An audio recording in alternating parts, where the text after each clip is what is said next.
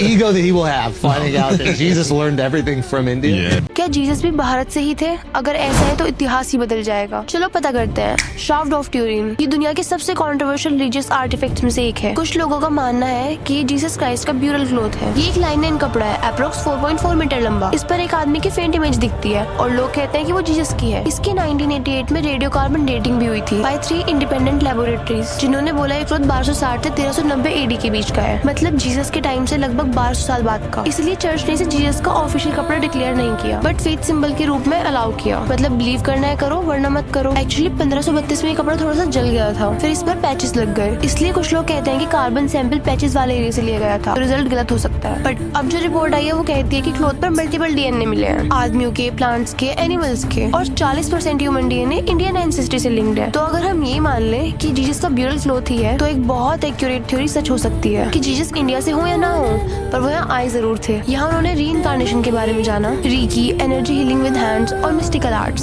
सब इंडिया में सीखा। बहुत से रिकॉर्ड ये कहते हैं कि जीसस इंडिया आए थे। The unknown life of Jesus Christ नाम की बुक लिखी गई थी निकोलस लोडोविच के द्वारा 1894 में। उसने बोला कि वो लद्दाख के हेमिस मोनेस्ट्री में गया था, जहाँ उसे एंशिएंट मैन्यूस्क्रिप्ट मिला जिसमें ईसा नाम के एक सेंट का जिक्र था, और बाइबल में जीसस की 12 से 30 साल की उम्र का कोई रिकॉर्ड नहीं मिलता है। लोडोविच ने बेसिकली वो गैप फिल किया। तभी आज भी अगर देखो तो क्रिश्चियनिटी और उसकी कहानियां काफी हद तक हिंदुइज्म से इंस्पायर्ड लगती है। बेशक जीसस इंडिया से हो या ना हो, but he was here and wait, क्योंकि ऐसा कहा जाता है कि जीसस उनसे भी मिले थे। The Lord, the supreme. जानना चाहोगे वो स्टोरी?